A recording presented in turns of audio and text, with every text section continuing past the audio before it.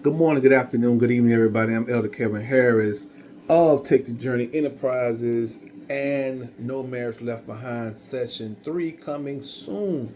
Today is Wacky Wednesday. Where did I get that from? Well, I used to be a security officer at Heritage High School, and each day we had a different day. Monday meant something, Tuesday meant something, Wednesday. So that's why I say Wacky Wednesday. But it's not wacky in a bad way. It's just middle of the week, getting ready to close it down. Okay. So today I want to touch on this topic here. This I told you it's hot off the press. I can still feel the heat coming off that paper. You remember when we was back in the day? For those of us that are older than 20 something, we used to get newspapers.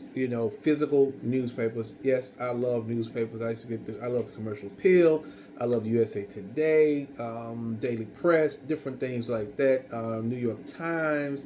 I used to subscribe. I love all those because I was taught in civics class to physically put my hands on the paper, read it, go through it, and then when my daughter was young, I would give her the funny section. She always like, "Daddy, give me the funny section," so I would give that to her, and she would read that portion of it. So I've always read the newspaper since I was a child. I just found knowledge is power and very interesting. But that's not the topic I want to talk about today.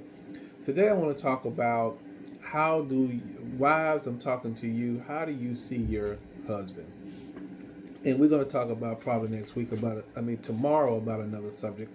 But today's subject, do you see your husband as the hero or the villain in your marriage story? You thought I was going to say origin story, didn't you? No, in your marriage.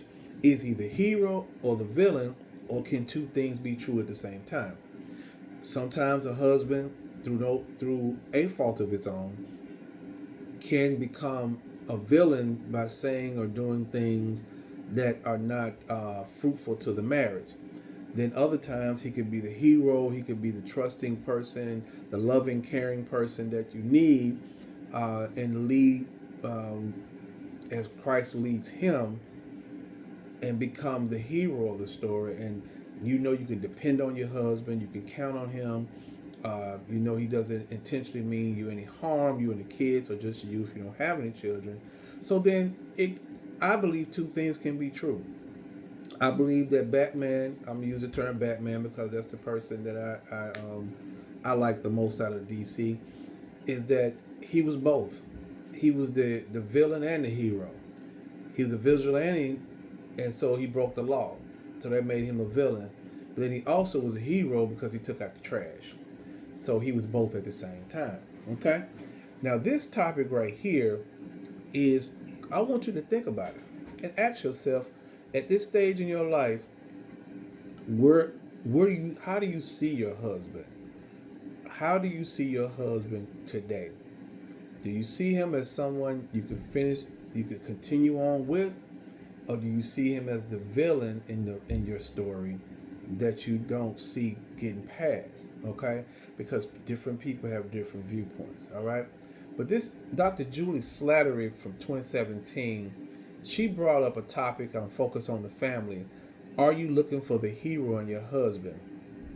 And I'm going to read her entire article, so just bear with me because I was going to pick and choose different things, but it didn't give me the whole. Without reading the whole thing, it would be that I'm on one side or the other, and I want you to get the full of what she's saying. Okay, so let's go. Let's jump right into this. Wives have the power to frame husbands as either failures or as heroes. Every choice, every word, every response has the potential to build or to tear down. I, Juliana, take you, Michael, as my beloved husband. I promise to love, honor, and submit. Yes, I said the S word in my wedding vows, and I don't regret it. I can still remember the comments from some who attended the ceremony. You can't be serious, Julie. Do you really mean that you would submit to your husband? God's word is filled with paradoxes. The weak are strong, the wise are foolish, and the greatest are the servants. Here's a paradox that no one seems to talk about. A wife's greatest power is found in submission. I've spent the last 18 years striving to live out this paradox in my marriage. As a young bride, I trusted God's mandate to submit to my husband's leadership. But I was also skeptical. With a doctoral degree in psychology, Why would I trust my husband's leadership in marriage and parenting? Didn't I know more than he did? See, okay, put a pin right there. But here's a revolutionary truth. Every wife has power.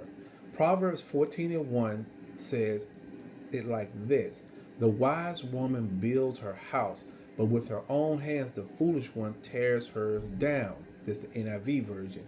Whether we are building or tearing down, we have power. Submission isn't about being weak, it's about using our power to build our homes. I've learned that submitting to my husband isn't about who's smarter, who has the better idea, who's right. It's a conscious choice to use my power to equip and build up my husband as my hero. Sometimes that means expressing my opinion, other times it means biting my tongue. Our guys are sensitive to failure. Now, she's on point with that. She did some good study on that.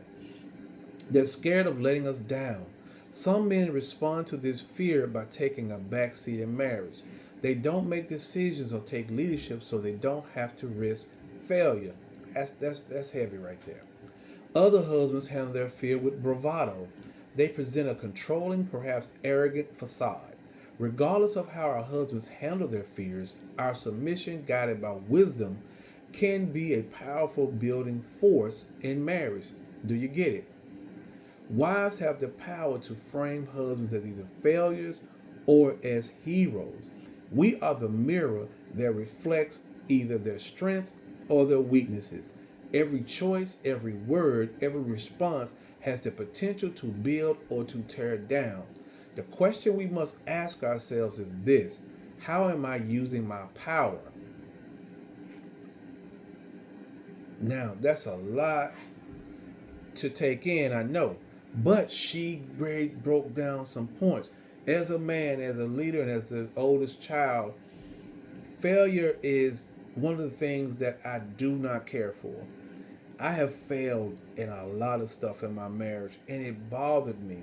And sometimes to this day, it bothers me right now because I have the responsibility of making sure my wife and children are taken care of.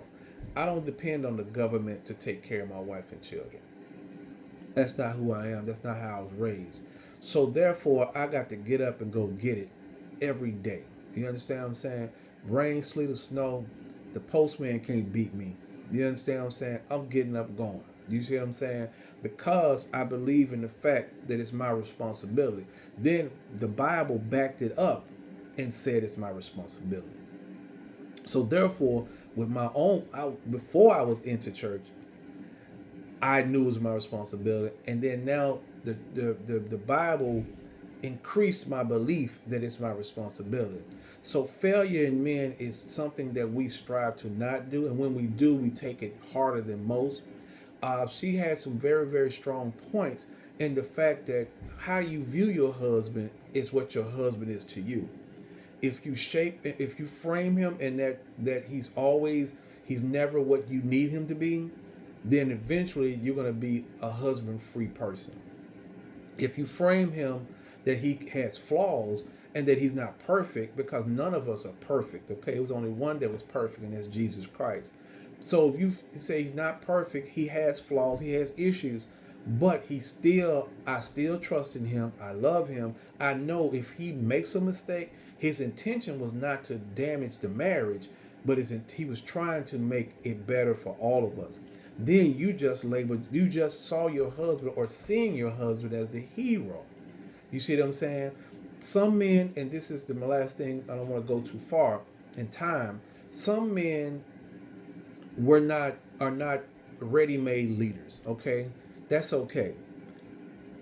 With time, with help from his wife and other men, it can help him they can foster into him the leadership capabilities that God knows he can do.